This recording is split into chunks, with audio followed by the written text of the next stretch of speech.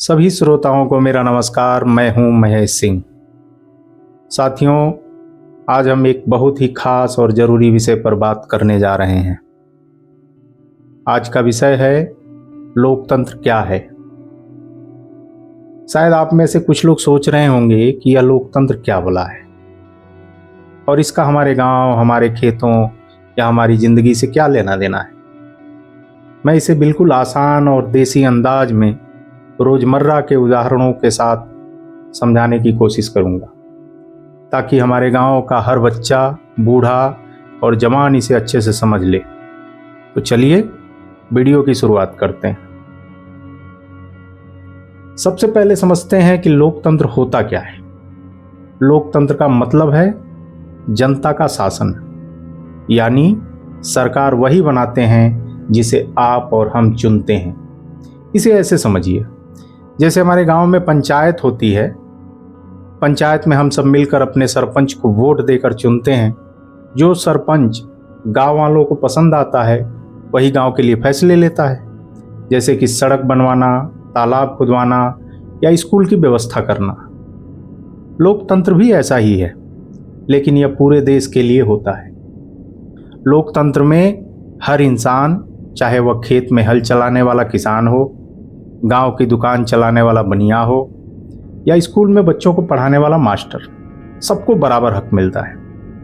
आपकी एक वोट से तय होता है कि देश का सबसे बड़ा नेता, जैसे कि प्रधानमंत्री या मुख्यमंत्री, कौन बनेगा। मिसाल के तौर पे, अगर हमारे गांव में पानी की दिक्कत है और हमें नहर चाहिए, तो हम ऐसे नेता को वोट देंगे जो नहर बनवाने का वादा करे और उसे पूरा करे। यही लोकतंत्र की ताकत है। यहां जनता की आवाज सबसे ऊपर होती है। लोकतंत्र में सरकार को अगर कुछ साल बाद, जैसे कि 5 साल में, जनता के सामने जवाब देना पड़ता है। अगर सरकार अच्छा काम करती है तो लोग उसे फिर से चुनते हैं, और अगर वह जनता की उम्मीदों पर खरी नहीं उतरती तो लोग उसे हटा भी सकते हैं। यानी लोकतंत्र में असली मालिक आप और हम हैं, न कि कोई राजा या बड़ा अफसर। अब बात करते हैं कि यह लोकतंत्र आया कहां से और इसका इतिहास क्या है। यह कहानी बहुत पुरानी है और इसे समझने के लिए हमें थोड़ा पीछे जाना होगा। मैं इसे धीरे धीरे हमारे गांव के उदाहरणों के साथ समझाऊंगा, ताकि यह आपको बिल्कुल साफ साफ लगे। लोकतंत्र का विचार बहुत पुराना है, हजारों साल पुराना। सबसे पहले इसकी शुरुआत प्राचीन ग्रीस के एक शहर एथेंस में हुई, जो आज से करीब 2500 साल पहले की बात है। उस समय एथेंस में कोई राजा नहीं था। वहां के लोग अपने शहर के लिए फैसले खुद लेते थे। वे एक बड़ी सभा में इकट्ठा होते थे, जैसे कि हमारे गांव की चौपाल।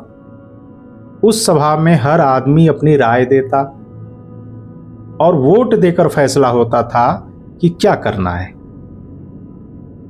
जैसे कि बाजार बनाना है, सड़क बनानी है या किसी और देश से युद्ध करना है। इसे प्रत्यक्ष लोकतंत्र कहते हैं, क्योंकि लोग खुद सभा में जाकर वोट देते थे। इसे ऐसे समझिए, जैसे हमारे गांव में सभी लोग चौपाल पर बैठकर फैसला करते हैं कि गांव में तालाब बनाना है या नहीं। अगर ज्यादातर लोग कहें कि तालाब चाहिए तो तालाब बनता है। यही था प्राचीन लोकतंत्र का तरीका। भारत में भी उस समय कुछ जगहों पर लोकतंत्र जैसी व्यवस्था थी। उदाहरण के तौर पे वैशाली में लिच्छवी गणराज्य था, जो आज से 2500 साल पहले बिहार में था। वहां कोई राजा नहीं था। लोग मिलकर अपने नेता चुनते थे और सभा में बैठकर फैसले लेते थे। यह हमारे गांव की पंचायत जैसा ही था। यहाँ सबकी राय मायने रखती थी। लेकिन उस समय यह व्यवस्था सिर्फ छोटे छोटे शहरों या गांवों तक सीमित थी। बड़े देशों में ज्यादातर राजा महाराजा ही शासन करते थे। जैसे जैसे समय बीता, दुनिया में राजाओं और साम्राज्यों का शासन बढ़ता गया। ग्रीस और भारत में जो लोकतंत्र जैसी व्यवस्थाएं थीं, वे धीरे धीरे खत्म हो गईं। मध्यकाल में, यानी करीब 1000 से 1500 साल पहले, ज्यादातर देशों में राजा महाराजा शासन करने लगे। भारत में भी चोल, चालुक्य, मुगल और राजपूत जैसे राजवंशों का शासन था। उस समय जनता को कोई हक नहीं था। राजा जो कहता वही कानून होता। अगर राजा कहता कि इस साल ज्यादा कर देना है तो जनता को देना पड़ता था, चाहे फसल अच्छी हो या न हो। इसे ऐसे समझिए, जैसे हमारे गांव में कोई जमींदार हो जो सारी जमीन का मालिक हो और कहे इस साल आधा अनाज मुझे दे दो। अगर आप नहीं देते तो वह आपको सजा दे सकता था। उस समय जनता की कोई आवाज नहीं थी। कुछ राजा बहुत अच्छे होते थे जो जनता की भलाई के लिए काम करते थे, जैसे कि गांव में तालाब बनवाते या मंदिर बनवाते। लेकिन कुछ राजा अपनी मर्जी चलाते थे और जनता का शोषण करते थे। उस समय जनता को हक नहीं था कि वह राजा को बदल दे। अब आते हैं उस समय पर जब आधुनिक लोकतंत्र की शुरुआत हुई। यह 17वीं और 18वीं सदी की बात है, यानी करीब 300-400 साल पहले। उस समय लोग राजाओं के शासन से तंग आ चुके थे। उन्होंने सोचना शुरू किया, हम क्यों किसी एक राजा के नीचे रहें, हम खुद अपने फैसले क्यों न लें। इसके लिए दुनिया में कई बड़े आंदोलन हुए। सबसे पहले बात करते हैं अमेरिका की।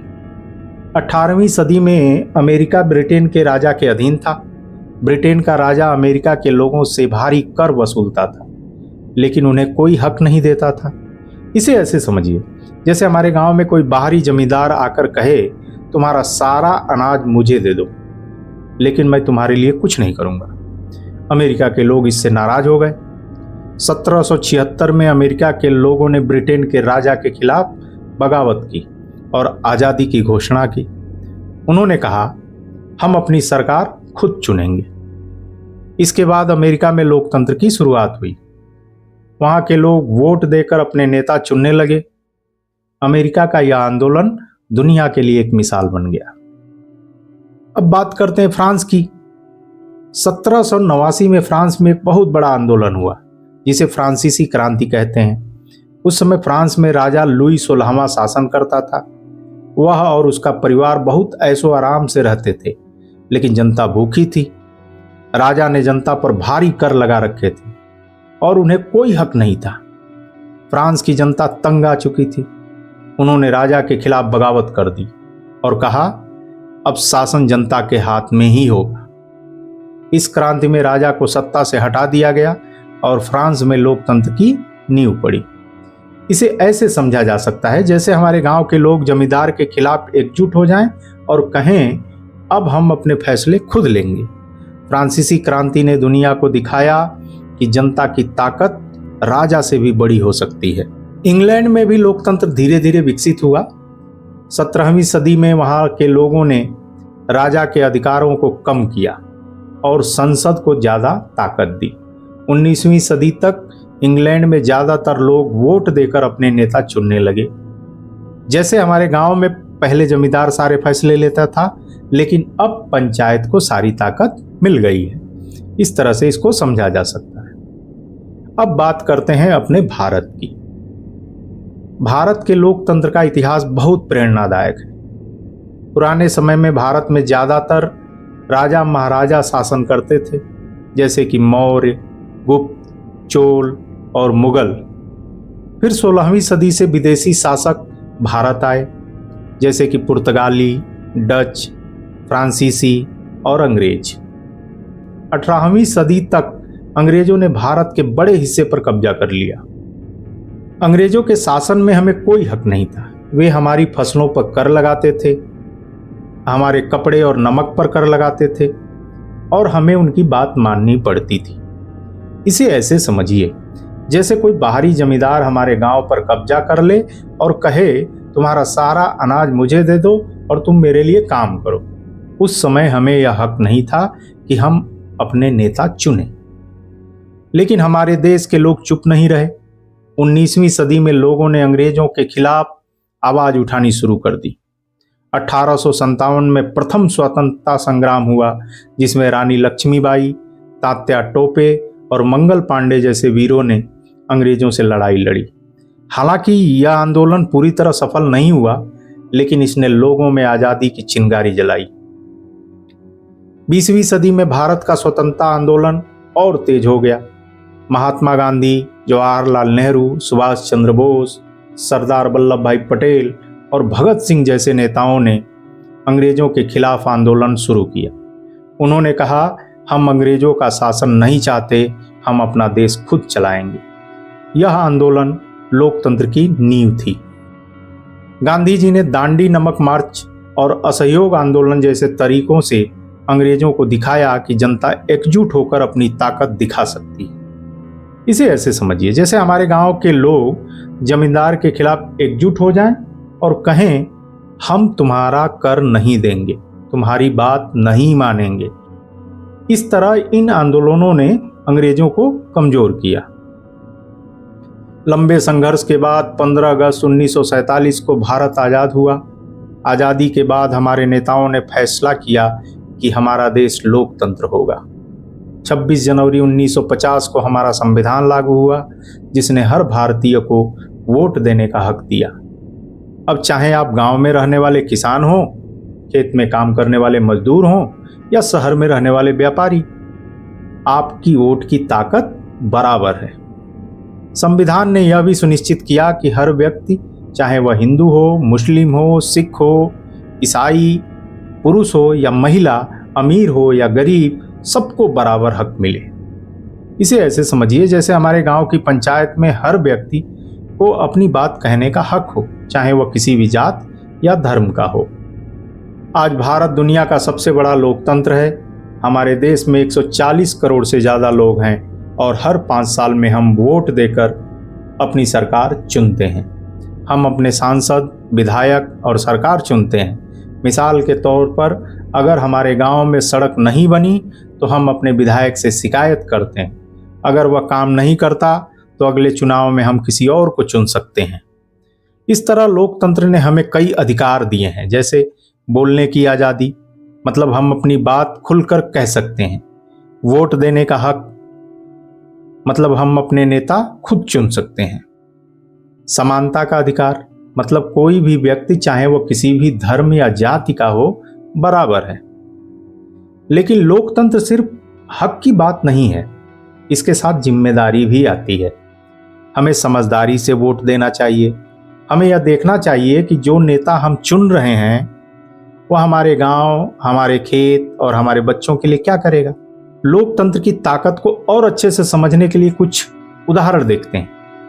मान लीजिए हमारे गांव में एक तालाब है जो सूख गया है, पानी की दिक्कत हो रही है। अगर राजा का शासन होता तो हमें राजा के पास जाना पड़ता और उसे तालाब की मरम्मत के लिए गुहार लगानी पड़ती। अगर राजा का मूड नहीं हुआ तो तालाब वैसे ही सूखा रहता। लेकिन लोकतंत्र में हम अपने चुने हुए सरपंच या विधायक के पास जाते हैं। हम कहते हैं, तालाब ठीक करवाओ। अगर वह नहीं सुनता तो हम गांव वालों को इकट्ठा करके प्रदर्शन करते हैं, अगले चुनाव में उसे हटा देते हैं। यही लोकतंत्र की ताकत है। मान लीजिए हमारे गांव में स्कूल नहीं है और बच्चों को पढ़ने के लिए दूर जाना पड़ता है, तो हम अपने नेता से स्कूल बनवाने की मांग कर सकते हैं। लोकतंत्र हमें यह हक देता है कि हम अपनी ज़रूरतें बताएं और सरकार से उनके लिए काम करवाएं। इसी तरह से महिलाओं का हक। पहले के समय में महिलाओं को वोट देने का हक नहीं था, न ही वे पंचायत में हिस्सा ले सकती थी, लेकिन लोकतंत्र ने उन्हें बराबर का हक दिया।